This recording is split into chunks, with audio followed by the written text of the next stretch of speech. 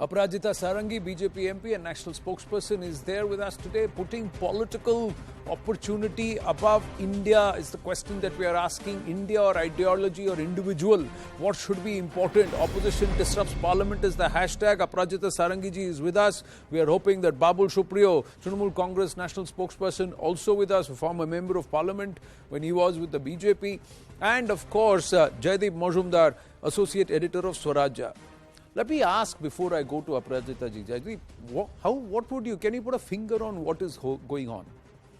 I think there has been a lot of warnings issued by the Lok Sabha Speaker and the Rajya Sabha Deputy Chairman that such sort of disruptions won't be tolerated. And I think it's a good thing that there is an attempt to turn over a new leaf. It's not like, okay, the BJP used to disrupt parliament when it was in opposition. Now, so we are also doing it.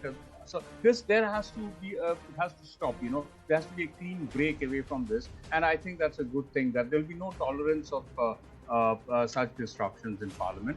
I mean, no unparliamentary behavior. Parliament is meant for debates. Parliament, I would, as I said yesterday, also as a taxpayer, I would like to know why the prices of essential commodities or all the commodities are going up, and I'd like to hear the government come up with the reasons for it. But if this sort of disruptions continue, there will be no scope for a debate in parliament. There will be no scope for the government to come up with,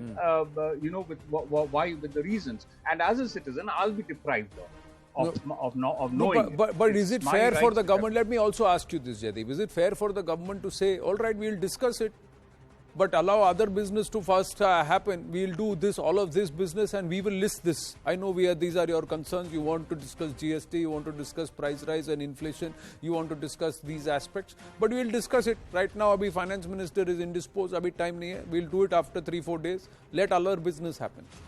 I think it's pretty fair. Is that the finance minister is the one who will be replying to this, to the concerns raised by members of the house, of the two houses, and I think it's only fair that she's indisposed. She's suffering from COVID infection. So why can't the opposition members wait for 2 to 3 days?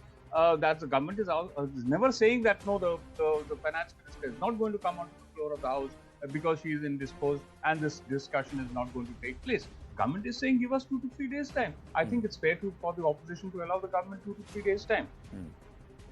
Well, Babul Supriyo is also through with us. Babul, namaste. This is Anand Narasimhan. Good to have you with us. You're sitting on another bench. The last time we spoke on air. Today you are here, and I'm glad to see that you're doing well after you changed tax and decided to take your political career in a different direction. But and greetings to your loved ones also who are taking a sneak peek into this broadcast. But I did not take my political stand to a different path. I have, Swarajya ji, as spokesperson, we all are expected to have a good debate on television. So I felt that I was not being treated fairly and made a scapegoat for whatever happened in Bengal. So besides the point, what I heard, I can't see the name of the gentleman. Jaideep Mazumdar, editor Swarajya, is with us, and we have Aparajita Sarangi, also of the BJP. So yes, Babu Supriyo, go ahead, please. I just want to make 2 points. He was making the points of, Nirmala Sitharaman ji being indisposed. Well, we would definitely wanted to get well soon, but there have been umpteen number of instances in the parliament where the Home Minister has, answered for the Defence Ministry. The Defence Minister has spoken about agriculture. Where and several ministers, cabinet, the cabinet is something which is a collective responsibility. So while there could be hue and cry, but there have been BJP themselves have created, the ruling party has created instances where other ministers have answered questions. So what is the most important burning question in the country right now? It is definitely the price rise. It is the GST on commodities, rice, milk, curd. What else can go worse? I understand that there is a agenda.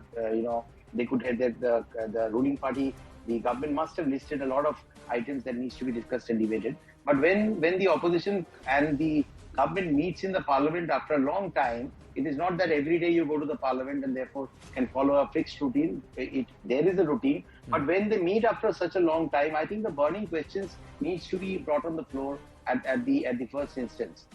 So that there is no reason. It could be the other way around. The government will say, okay, after we are meeting after such a long time, let's discuss what you think are the burning questions, and thereafter we'll carry on with the business. I think that it is the responsibility of the government to ensure that the parliament runs. On the first day, you infuriate the how many.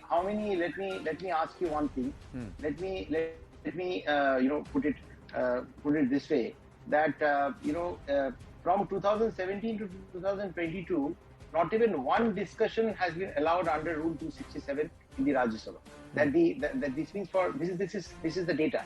So I don't think this is it is appropriate to suspend MPs. Well, you can bring any rule on the ground, but at a point when one of the biggest questions, the trauma of the country is price rise, whether it is gas, petrol, and one side you bring the prices of the fuel up, and the other side the food prices are going up as well. So that can be met first, and then the government can go ahead with the agenda. But it seems that this bulldozing has been. And when I was on the other side, trust me, in the central hall, all MPs, Sitaro ke aage jahan aur bhi hai, politics ke aage bhi ek jahan hai. Correct. There are a lot of friends, we sit together, and there have been discussions where the manner in which the bills were passed in Rajya Sabha and Lok Sabha last time without any discussion. Farm bills passed without discussion. What is the natija? You just see what is the natija. It is not. It had to be retracted. The government had to retract on that. CA, NRC. Well, at that point of time, I did support that. That was my. I played for that team, so obviously I did what I am expected to do. But the fact is that also did not go with a very healthy discussion. What happened? Even today, it is not notified. Nothing has happened on that front. So the government needs to let the opposition discuss when they come back after a long break. I think that way the parliament is really going to work. Let Aparajita Sarangi